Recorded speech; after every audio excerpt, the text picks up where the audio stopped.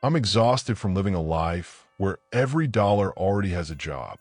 Every time something unexpected happens, a school fee I didn't see coming, a car repair, a medical bill, my heart jumps. Not because we're broke, but because my brain immediately flips into damage control mode. What I cut this time? Groceries? Gas? The tiny emergency fund I've been trying to build for years? I don't remember exactly when I started living like this. Maybe it was after our first child was born. Maybe it was when daycare costs quietly replaced what used to be extra money. Or maybe it was when I realized that every month our income arrived. Already spoken for. My husband and I aren't poor. We own a modest house in the suburbs. We both work full time. Our child is healthy, clothed, fed. From the outside, our life looks stable. But stability, I've learned, doesn't always mean peace. Every paycheck follows the same ritual. I sit down with a spreadsheet. Mortgage, utilities, internet, insurance, car payment, gas, groceries, school supplies, birthday gifts, holiday funds, and a small line labeled just in case. That last one is never big enough. Prices keep going up. Groceries cost more every month. Gas fluctuates just enough to keep me anxious. And raises never seem to keep up. So I calculate and recalculate and recalculate again. If I buy our kid a new pair of sneakers this month, that means fewer takeout nights. If I agree to a family dinner out, that means skipping something else later. What wears me down isn't the math. It's the constant restraint.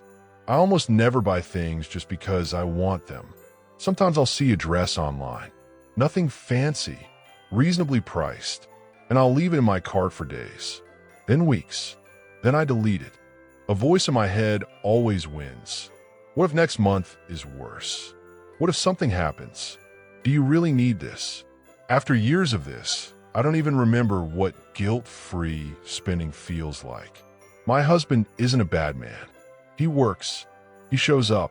He doesn't gamble. He doesn't drink excessively. But he lives very much in the present. When his paycheck comes in, he transfers most of it to our joint account and mentally checks out. He doesn't track balances. He doesn't notice patterns. He doesn't feel the slow squeeze the way I do. When money gets tight, I tell him I need to be careful. He nods. He agrees. But then his friend invites him out for drinks. Or there's a coworker's birthday dinner.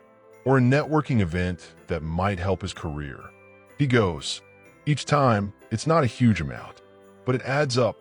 And I'm the one left adjusting the numbers afterward.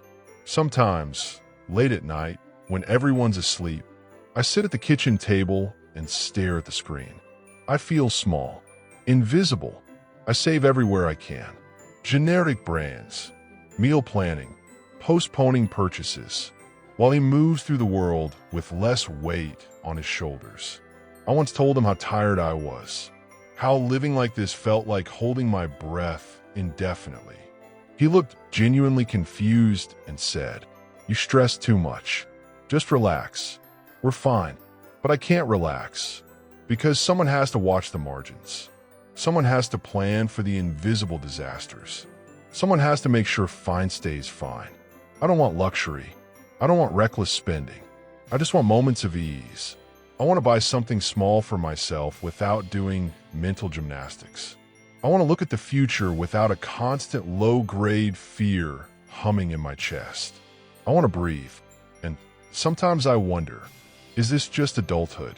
Is this marriage? Or am I slowly burning out while calling it responsibility? Does anyone else live like this? And if so, how do you make it stop? Thanks for watching video. Like and subscribe for more videos.